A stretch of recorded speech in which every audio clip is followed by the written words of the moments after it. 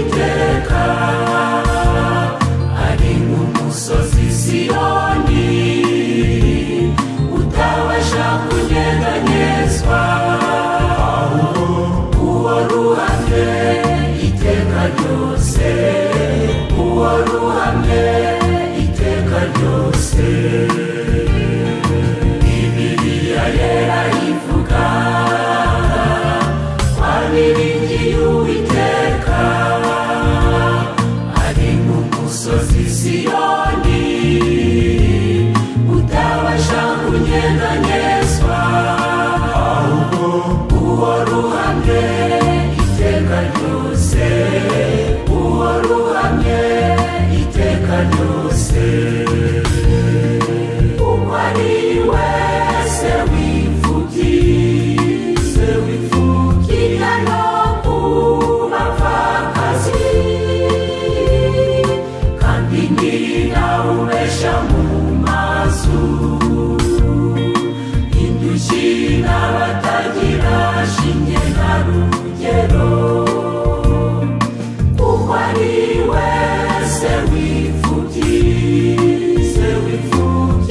no kubapfakazi, kandi ntinawubesha mu mazu,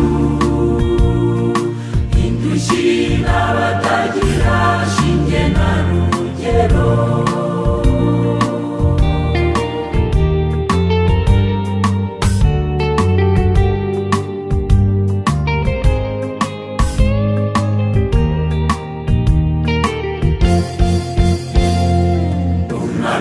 Senakeribu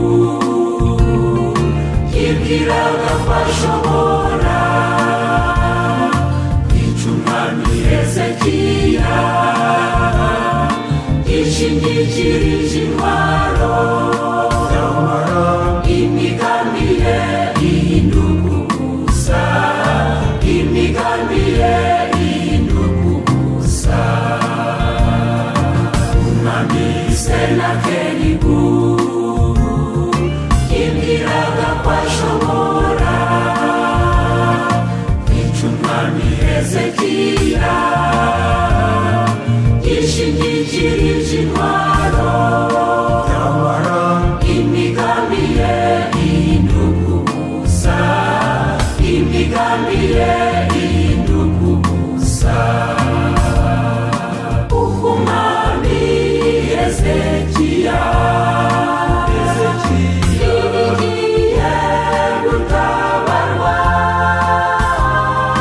kuva ku Uwiteka Nyiringabo,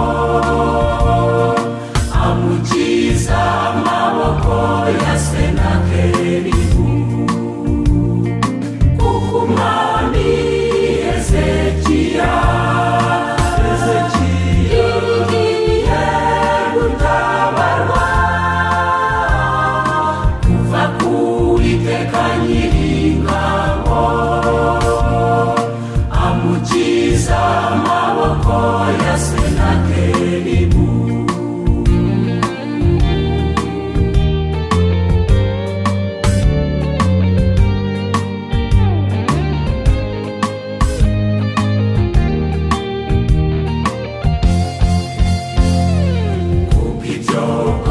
Imana nitubwirira abantu intwaro cyangwa ubutunzi, kandi twibukira ijambo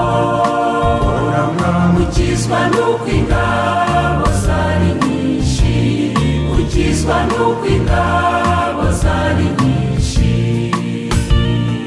Kuko ibyo bwoko bw'Imana nitubwirira abantu intwaro cyangwa ubutunzi, kandi twibukira ijambo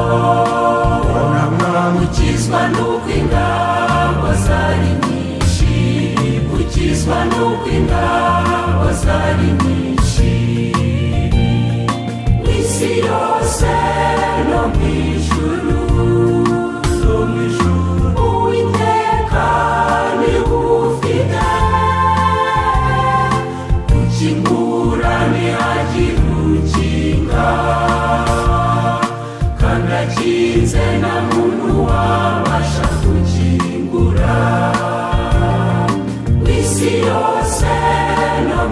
ijuru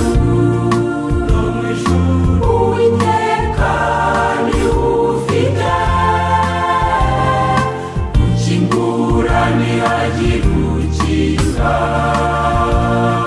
kandi akinze nta muntu wabasha gukingura ategetse kubeho akugukuraho kandi ategetse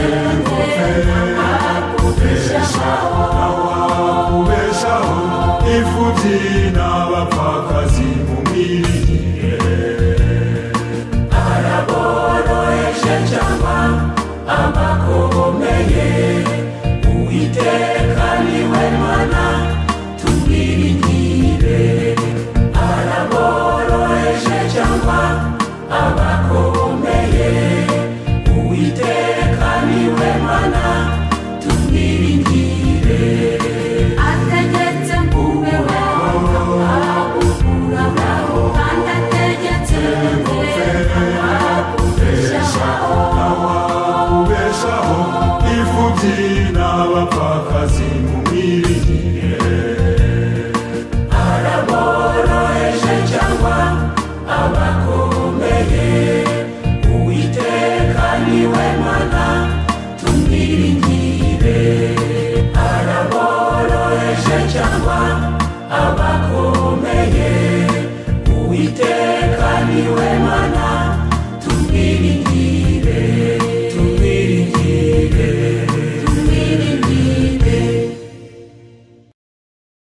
Nitwa Mukandori Sarafina nkaba ntuye mu mudugudu wa Kamuramira umurenge wa Ruhango akarere ka Rutsiro nkaba nsengera ku itorero rya Gasovu paruwasi akaba ari Rundoye. Iyi nzu nari ntuye ahangaha hano muri kureba hari hazima ntabwo hari hameze gutya ubwo imvura biraguye biza biraje nkangu iracika ubwo inkangu iracika ngize amahirwe mbona ndasigaye ndarokotse namwe muri kureba uburyo habaye uretse Imana yakoze umurimo nta nubwo ahanari kurokoka usibye Uwiteka wahabaye namwe muri kureba ukuntu hameze mu kuntu narokotse biratangaje n'igitangaza cy'Imana nari ndyamye ninjoro nkajya numva bicika ariko ntekereza kubyuka ngo ngende mbona ningenda nshobora gukubitana nabyo ndavuga nti niba igihe cyanjye cyageze cyo gupfa Imana yeza ubugingo bwanjye nanjye nibonye mbona mu gitondo narokoke mwako kumba ko hepfo abantu bakajya baza kureba ko naba narokotse bazi ko byarangiye bagasanga ndi muzima n'igitangaza gikomeye Imana yakoze nagumyemo ndizera ndavuga nti niba igihe cyanjye cyo kuko ubundi byajyaga bicika nkabona ndarokotse Imana igumya kwandindira ndavuga nti uko yandinze irandinda niba igihe cyo gupfa kigeze ntahandi hano nahongira ubwirakira ubugingo bwanjye hari ikindi gihe n'ubundi hajyaga hacika ariko kubera ko nta bushobozi nkagumya nkahaguma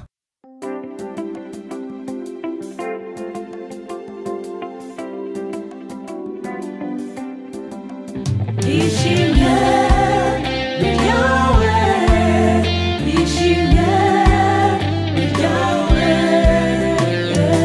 ishimye ryawe Mana warakoze kuko kuba tukiri wari kubwawe ntacyo twarushaga abatakiriho icyubahiro ni cyawe Mana data ishimye ryawe Mana warakoze kuko kuba tukiri wari kubwawe ntacyo twarushaga abatakiriho icyubahiro ni cyawe Mana data turambuye amaboko tugushima uhimbazwe Mana yacu warakoze imitima yacu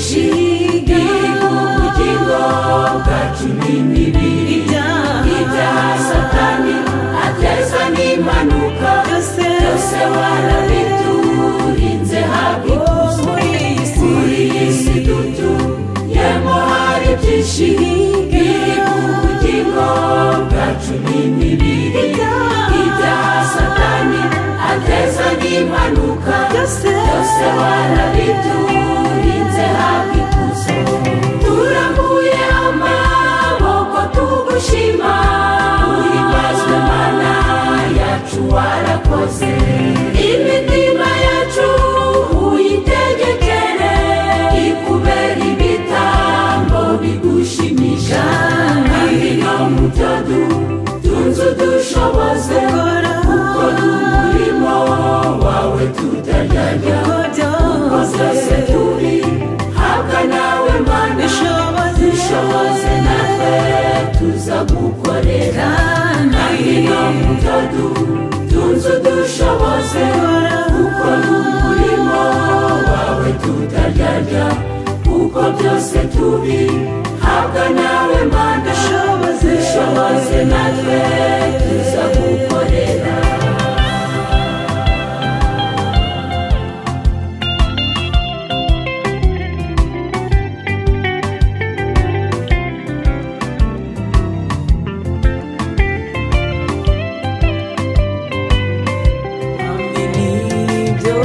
n'ibyo mana data twifuza ko myaka yose uzashima ko tumara wadushoboza gukora ibyo ushaka bityo tukazagira iherezo hamwe n'ibyo mana data twifuza ko myaka yose uzashima ko tumara wadushoboza gukora ibyo ushaka bityo tukazagira iherezo ryiza mu gihe iyi si turimo izaba ishize tukazaragwa gakondo yo mu ijuru tukibagirwa imibabaro yo mu isi tukibanira nawe iteka. Imana yandengeye muri byinshi kubera ko ngewe nabayeho ntagira shinge na rugero. Papa na mama bansiga ndi nko mu myaka hafi mu myaka 7 mbaho mu bwo buzima bubi butari bwiza, ariko igihe kiragera mbese nkaho nashatse urugo ngo ndushinge ndarushinga, ariko ndushinga saho nkaho niyoboye ntayobowe n'Imana. Ubwo rero bimaze kuba gutyo umugabo nashatse ntago twabanye neza. Hari igitangaza nabonye gikomeye Imana yankoreye. Twaragiye tugeze mu ishyamba agiye kunyiciramo kubera ko ntago naye nagendanye n'Imana, narakoze iby'Imana idashaka. Agiye kunyiciramo mbona Imana irankijije irandengeye. Cyo ni gitangaza cya mbere Imana yankoreye. Bundi ngewe nkimara kuba mu iyo myaka mbayeho mu buzima bubi, nabayeho ntyo bigezaho igihe kiragera menya Imana, ariko menya Imana n'ubundi ndi mutoya. Ariko muri uko kwimenya kwanjye nabayeho umusore araza arandambagiza arasaba, ageze hagati ntiyanyugwa, yumva ko mbese ahari butazataha. Ngiye mu isoko rero nsangazanya abantu ngo bari buterure. Icyakora nanjye kwizera kwabaye gukeya, nigwa ndirira mu isoko. Ubwo naramusanze, ariko kubera ko naye niyoboye nta mahoro nagize. Nagumije guhura n'intambara zirandushya, ngomeza kwihana biranga, ariko Imana igumya kumfasha sinapfa. Igihe cyarageze rero ndagira ngo shishikarize n'abasore mutajya muyoborwa n'Imana hamwe n'urubyiruko. Igihe cyarageze umugabo ngo reka nyice. Ubwo kujya kunyikira mu ishyamba nakijijwe n'abari bari ku muhanda. Birarangiye ubwo dutandukana gutyo. Cyo ni gitangaza Imana yankoreye. Mbona mbese ariko ngeze n'iwacu mahura n'ubuzima bubi kubera ko yari umubyeyi w'umugabo, ntaho kuba mbese nta mibereho. Ubuzima bubi buragumya burancanga, nubakisha kariya kazu ariko mwabonye. Maze kukubakisha ndarwara cyane, indwara igoye. Njya kwa muganga ndangiza amezi 6. Icyo nacyo ni gitangaza Imana yankoreye, aricyo nanahindukiraho nihaniyeho. Ngeze musi wo mubyeyi wanjye naje kuvuga ari we papa, niho nabwiye Imana ndavuga nti Imana nangeze igihe cyo kugukorera none ndapfuye. Imana rero yarabyumvise iri mu ijuru, ntago nenze n'uburyo nzayikoreramo. Imaze kubyumva uburwayi nari ngwaye baburorohewe, Imana ingirira neza, ndongera ngaruka mu nzu yayo, mu murimo wayo ndongera ndayikorera. Mana data, Mana nziza, Mana ikomeye, Mana isumba byose, turagushimye Mana, turaguhimbaje, gushima ineza yawe, gushima urukundo rwawe, gushimiye ko abanye natwe kuva mu gitondo muri umurimo twaye turimo. Mana utugiriye neza, uba mu ruhande rwacu, izina ryawe nirihabwe icyubahiro. Nuko Mana ndi imbere ubwiza bwawe, reka nkwinginge Mana, nkwereka abandi bameze nkanjye batagira shinge na rugero, badafite uko babayeho, hari ababuze icyo kurya, hari ababuze amazu, hari ababuze icyo kwambara, abo nawe ubiteho bagiriye neza, ukwangiriye neza nawe ubiteho Mana, wabona ukuboko kwawe. Kandi nkuko mbivuze koko Mwami, niko sengera urubyiruko muri no misi ya none, bakobwa n'abasore bafite ibibazo bitandukanye kubera imisi turi migoye abagenzi, ariko barengere Mana, ubashoboze bakubahe, ubashoboze bagukiranukire, ubashoboze bagushyira imbere kugira ngo uzabagire neza, ubakire ingo z'umugisha. Nuko Mwana w'intama w'Imana, ndangije Nyagasani nyakubaha nkwinginga kandi ngushimira ibyo dukoreye, nkuragije n'ibiri imbere n'ibyo uzakora, byambaje neze mu izina rya Yesu Kristo turakoze.